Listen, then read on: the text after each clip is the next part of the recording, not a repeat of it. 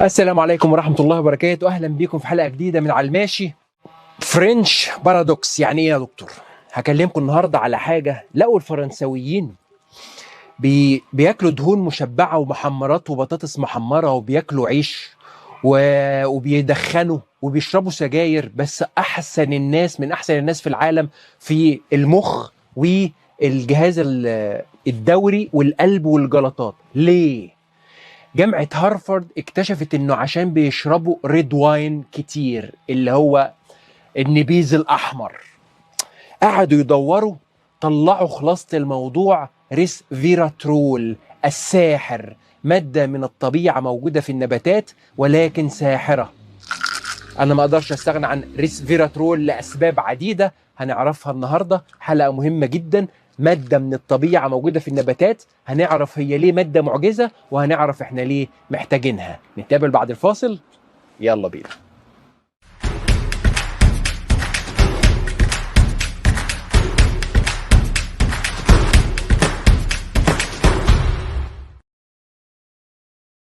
اهلا بيكم.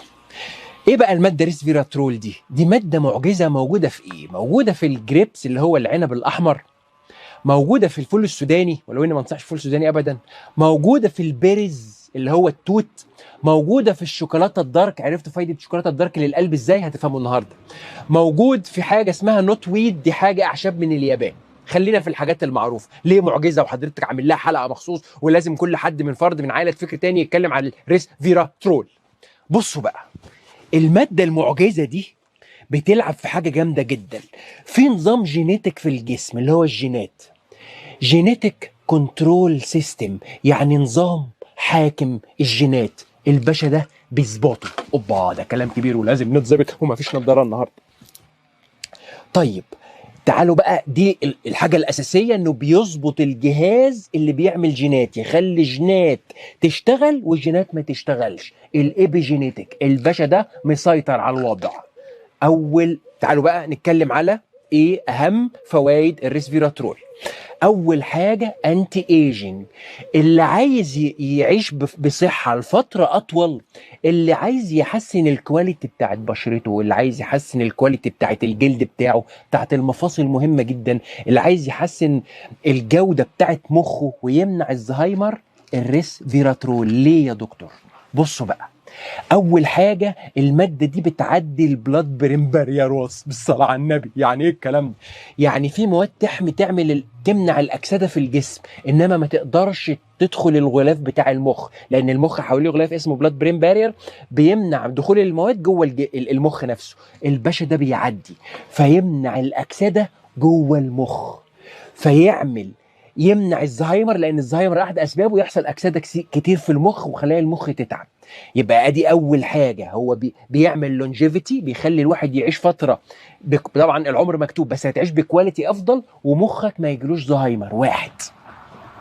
اتنين، بيدخل الميتوكوندريا اللي هو بيوت الطاقه في كل خليه ينشطها، يعني ده التربو بتاع كل موتور في كل خلايا جسمك التريليونات. يدخل الميتوكوندريا يدي باور زياده. عشان كده حتى ده لو تعرفوا تقروه معاه ايه؟ مع كيوتين اهو.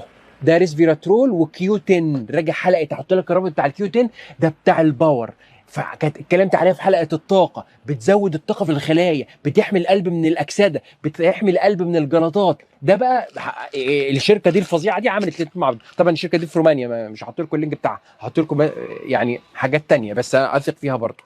تمام. يبقى دلوقتي احنا عملنا الجينات، ظبط الجينات. ليه جينات اللي ظبطها يا دكتور؟ انت كنت بتتكلم دلوقتي على منع الايجنج اللي هو منع العجز. العجز دي حاجه، انما لما نيجي حته الجينات، جينات السرطانيه بيوقفها. مانع سرطان ممتاز، بيمنع الاكسبريشن ان الجين السرطاني يتحول لسرطان. عرفتوا بقى اسمه فرنش بارادوكس ليه؟ بيعملوا البلاوي السوداء دي كلها وشويه واين خلتهم يبعدوا عن السرطانات. يبقى يدي لونجيفيتي اكتر، يخليك تعيش بجوده اكتر، يحافظ عليك من الزهايمر، ويمنع التيومر سيلز اللي هي السرطانات ان هي تتكون، لان بيوقفها من اول الطريق.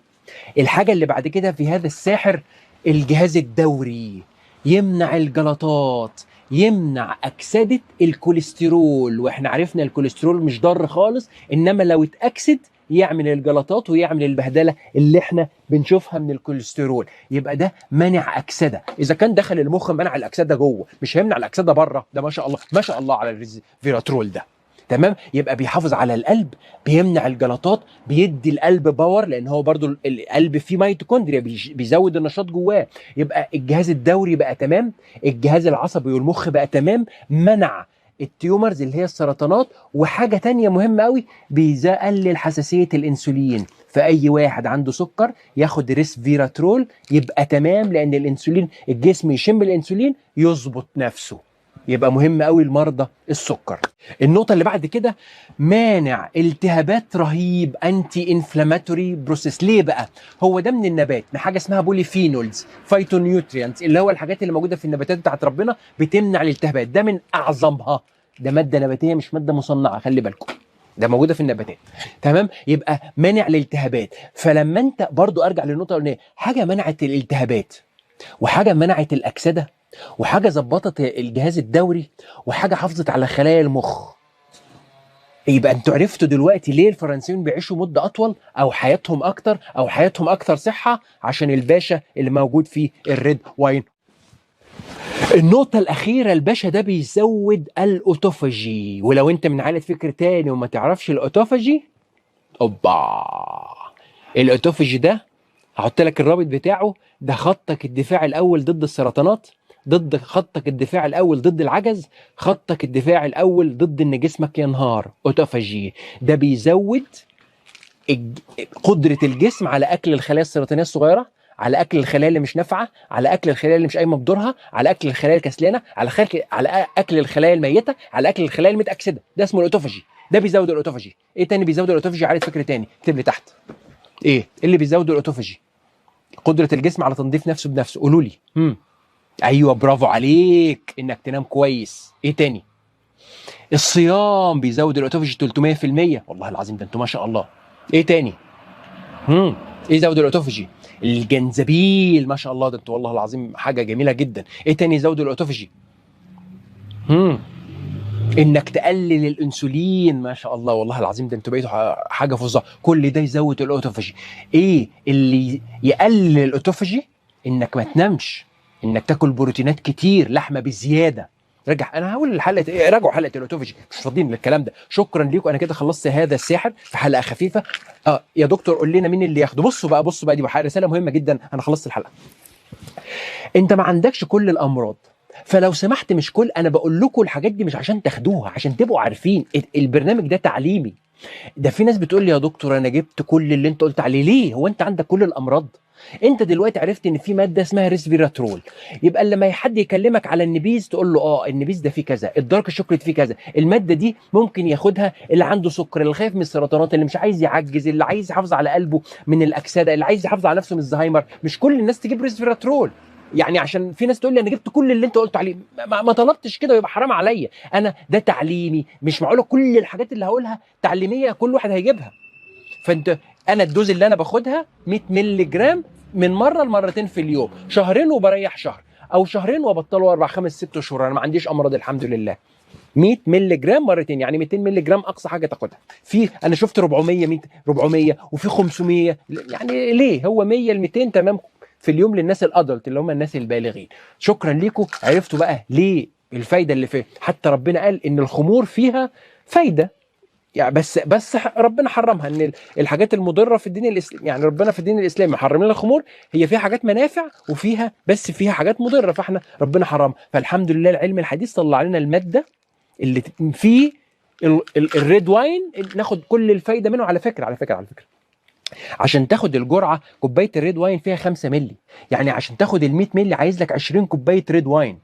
فالناس دي يعني محدش هياخد، هتموت من السكر قبل ما تموت من مواد ريسفيراترول. انما الناس اللي بتشربها على طول مع السنين بتفرق معاهم. بس الناس اللي ما بتشربش خمور ادينا جبنا ريسفيراترول في كبسول. شكرا لكم ان انتم كملتوا معايا هذه الحلقه، وما توفيقي الا بالله، عليه توكلت وعليه ينيب. نتقابل المره الجايه. سلام عليكم، باي.